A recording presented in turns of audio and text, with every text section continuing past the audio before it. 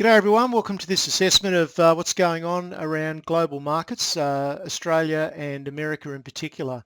And I guess the trends that we've seen in the very short term continued last week. The Australian market moved higher very strongly. The American market continued with its washing machine sideways, and commodities, we saw a bit of a bounce in commodities as well. But look, the bigger picture trends haven't changed, but in the very short term, we've got some interesting divergence. So let's get on and have a look at the action for last week. The S&P gained 34 points on the week, so it was quite a good week, but overall it's really just part of this big sideways pattern that's been in progress now since about November. It just happened timing-wise, it just happened to be an up week. The earnings results coming through, the earnings season starting to draw to a close in America, but the results are still beating expectations in a high percentage of cases. In excess of 70% of earnings are beating expectations. But I would add that expectations had been lowered quite a bit. So it's no particular situation of excitement. But earnings are at least beating expectations. However, there have been quite a few instances where sales have fallen just a little bit short, and also companies are being a little bit cautious on their future outlook for sales as well, which is really understandable, because when you've got the uncertainty of where the US dollar's going, you've got uncertainty about what's happening with commodity prices. There's a lot of uncertainty around the place, what's happening with Europe. You can't really expect CEOs to be, getting out there and putting forward their best number, because they're just on a hiding to nothing if they do. Everyone's going to be conservative these days because of the unknowns. But I think that the key is that they continue to grow their earnings, or certainly the good companies that I focus on, continue to grow their earnings at a strong rate, and they're beating expectations. And I don't see any reason why the strong trends that we've been taking advantage of won't continue.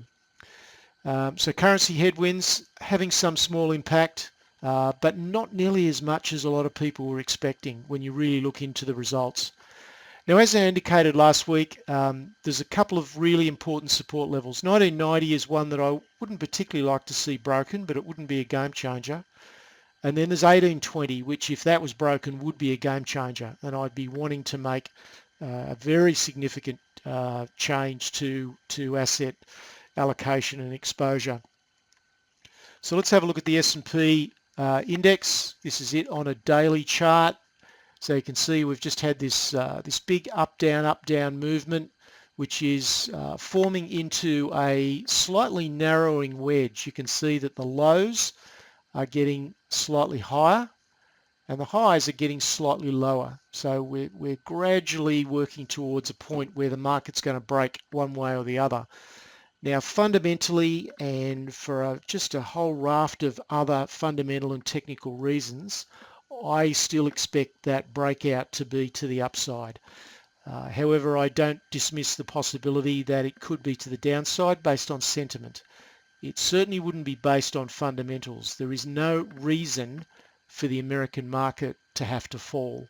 So there's a lot of articles out there talking about how overvalued it is, and there's a crash coming, and it's the 6th year of a bull market, and there's a million reasons that people are coming up for why the market's got to go down. They're all just selectively taking information that suits their case. If you really sit back and look at the whole lot, there is no reason for the American market to go down. Here's the key level. 1990 I don't particularly want to see broken, which would be these lows over the last couple of weeks. I guess 1970 is the next level. So if we get a bit of a break of there and it doesn't go too far and then reverses back up again, I could live with that and wouldn't be looking to make a major change in the way we do things.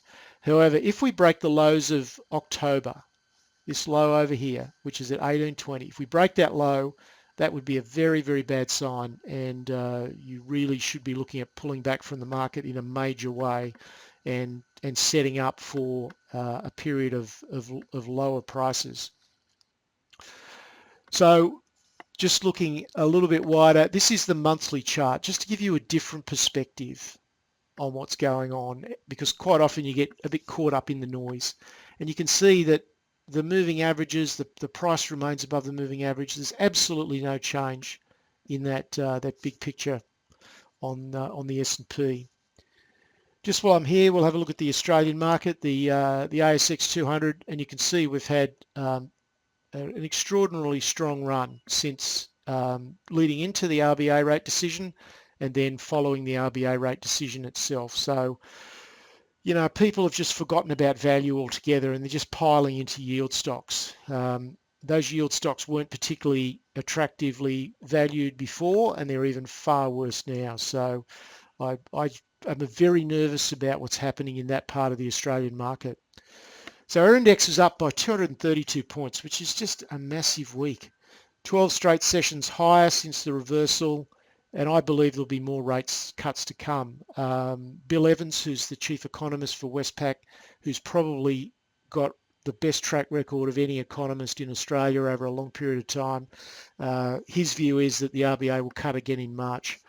And I wouldn't want to bet against Bill Evans because he absolutely beats the pants off everybody else. So it's highly likely that another interest rate cut down to 2.0% is coming. And last week we saw big gains in the banks, Telstra, some of the other high yield stocks. But look, most other stocks in the Australian market are still just caught in this sideways pattern. As I said, in the big caps, valuations out the window, and that's a problem for any market because it means that there's any minor issue overseas and our market could tumble quite sharply. Turning to commodities, gold was down sharply on Friday night, so most of that $50 loss occurred on Friday night, back down to 12.33. It's not really what I was expecting, but it doesn't change things. We're still in this zone of indecision that I call it. It's a big phase one base. The market still could go either way. I still favour that this is the start of a major bull market and that it may take a few more months to unfold, but I still think that's where we're at. But I do not discount the possibility of gold forming a new low. Now, gold stocks, or the gold stock indices, were somewhat resilient on Friday night. So they're all the things that the gold stocks are definitely outperforming the price of gold. So that's certainly something that that is a positive. A major pullback, a pullback before a major wave 3 advance. So we've had wave 1. This could be wave 2, which is the pullback. That was always to be expected. The question is, how far down will it go before it reverses up? If it goes too far, then my confidence that we're in a new bull market that will last at least 2 to 3 years and possibly longer, and see the gold stock indices advance by perhaps 2, 3, 4, 500%, that would certainly be weakened. Let's have a look at gold. So this is gold on a weekly chart, gives you the best view. So we're still in this phase one base. We've had our big bear market, which really started about the start of 2013, so a couple of years ago. Reached the bottom in the middle of 2013. We're now 18 or 19 months into this big base formation. We've had what could be a false break and then a move back into that phase one base, and often the false break occurs right at the end. It's where people give up. It's where the capitulation occurs.